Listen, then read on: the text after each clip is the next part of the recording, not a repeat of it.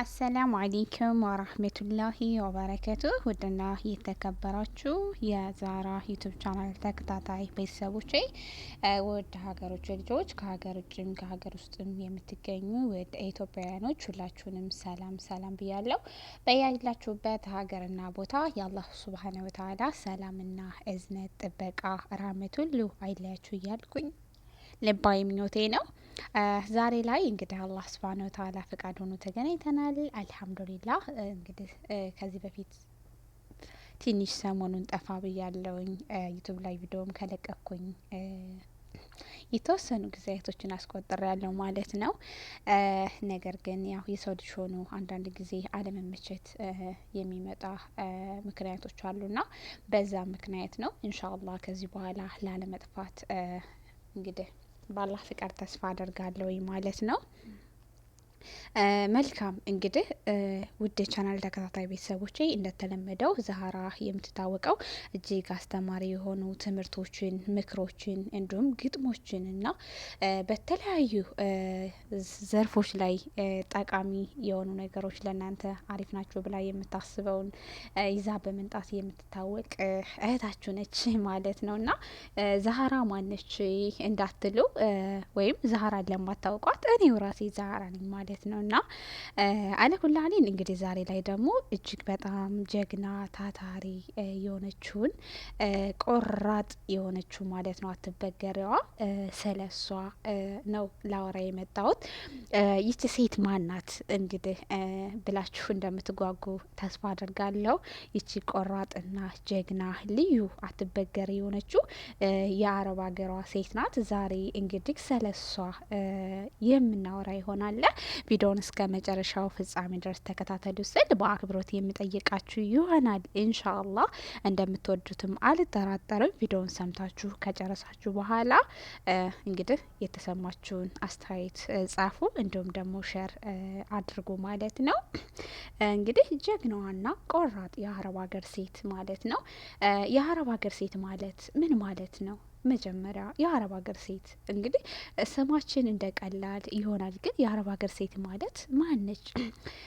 እንግዲህ የአረብ ሀገር ሴት ማለት ራሷን እንደ ሻማ እያቀለጠች ለሌሎች የምታበራና አዛኝ እንዲሁም ሩህሩህ ነፍስ ባለቤት ናት ማለት ነው። እና ድኗንና ተውሂድን በሚገባ የተገነዘበች ማንነቷን ጠብቃ ለቤተሰቧና ለማህበረሰቧ የምትጥር ጠንካራ ሴት ናት። ማናት? የአረብ ሀገር ሴት ማለት ነው። እምነቷን አክብራ እንዲሁም ደግሞ ከተለያዩ ከሽርክና ቢድአ ርቃ በሱና ዓለም ውስጥ በልብ ሙሉነት የምትራመድ ለትውልድ መልካም አርአያ የምትሆን ሴት ናት። ማናት? የአረብ ሀገር ሴት ማለት ነው። የአረብ ሀገር ሴት ማለት የውበትና የጥንካሬ የትዕግስትና የልግስና የእውቀትና የጥበብ ምድር እሷ ናት ማለት ነው።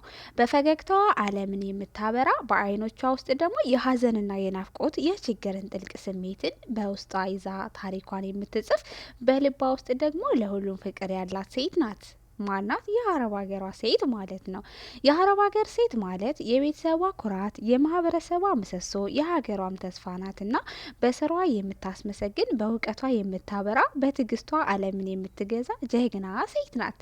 ለድኗና ለሀገሯ፣ ለቤተሰቧና ለእህቶቿ፣ ለወንድሞቿ ያላት ፍቅር ወደር የለውም። ለቤተሰቧ ያላት ታማኝነት እንዲሁም በጣም ያስደንቃል። መልካም እንግዲህ የአረብ ሀገር ሴት ማለት የእናትነት መገለጫ፣ የፍቅር ምንጭና የደስታ ፈገግታ ናት። በችግር ጊዜ ለሁሉም ደራሽና አለይታ፣ በደስታ ጊዜ ደስታን የምታበዛ ናት። ማንነቷን ጠብቃ ለሌሎች የምትኖር ለትውልድ ብሩህ ተስፋ የምትሰጥ ልዩ ሴት ናት ማለት ነው። መልካም እንግዲህ የአረብ ሀገር ሴት በሁሉም መልካም ተግባራት አሻራዋን ታሳርፋለች። መስጊዶችን በመገንባት በማደስ፣ መድረሳዎችን በማቋቋምና በማሳደስ ትውልድን በመልካም ስነ ምግባር ለመቅረጽ ትጥራለች። የቲሞችን መንከባከብና መደገፍ፣ ለተቸገሩ በመድረስና በመርዳት የእናትነት ፍቅርን ታሳያለች። ኡስታዞቿን በማክበር በመተባበር የእውቀትን ብርሃን ለማስፋፋት ትሰራለች። በሁሉም በጎ አድራጎትና ማህበራዊ ተግባራት በንቃት በመሳተፍ ለህብረተሰቡ እድገትና ብልጽግና የድርሻዋን ትወጣለች። ማናት? የአረብ ሀገሯ ሴት ማለት ነው። ሆኖም ይህ መገለጫ በሁሉም የአረብ ሀገር ሴቶች ላይ እንደማይሰራ መገንዘብ ያስፈልጋል። በሚያሳዝን ሁኔታ እምነታቸውን የሚክዱና የሚያሰድቡ ለድናቸውና ለቤተሰቦቻቸውም ለማህበረሰባቸው ክብርም የሌላቸው ራሳቸውን አዋርደው ድናቸውን የሚያሰድቡም ጥቂቶችም አሉ። ስለ እነሱም ብዙ ማውራት አያስፈልግምና ስለዚህ ውድ እህቶቼ ውድ ወንድሞቼ በአረብ ሀገር ላይ የምትኖሩ አብዛኛዎቻችሁ ጀግኖች፣ የጀግኖች ተምሳሌት፣ መልካሞች፣ የመልካም ተምሳሌት፣ ለብዙዎቹ አርአያ የምትሆኑ ውድ እናንቆች ናችሁ ማለት ነው። ስለዚህ የአረብ ሀገር ሴቶች ማለት እንደ ሻማ እየቀለጡ ለራሳቸው እንደ ሻማ ቀልጠው ለሰዎች ግን ልክ መብራትን የሚያበሩ ናቸው ማለት ነው። እና ስለዚህ የአረብ ሀገር ሴት ማለት ይችና ተወቋት ማለት ነው። ባይዘወይ ወንዱም አለ፣ ሴት ብቻ አይደለችም። በጣም ጀግና፣ ጎበዝ፣ ጠንካራ፣ ታታሪ የሆነ ጀግና በአረብ ሀገር ላይ በስደት የሚኖር እንዲሁም በተለይ በበረሃ የሚኖር የአረብ ሀገሩ ጀግና ወንድ አለ። ከብቶች እየጠበቀ ግመሎችን እየጠበቀ ፍየሎችን እና ልክ እዚህ ሀገር ሲመጣ የተለያዩ እንትኖችን የረፍት ስራዎችን የሚሰራ መስሎት እዚህ ከመጣ በኋላ ቁፋሮ የሚቆፍር አጨዳ የሚያጭድና ውሃዎችን የሚያጠጣ አትክልቶችን የሚሰራ ስንት የአረብ ሀገር ጀግና ወንድ አለ። ሙቀቱን ተቋቁሞ ማለት ነው። ብርድም ሲሆን እንደዛው። ስለዚህ እንደዛ አይነት ወንዶችም አሉና በአጠቃላይ አረብ ሀገር ላይ የሚኖሩ ጀግኖች ናቸው ማለት ነው።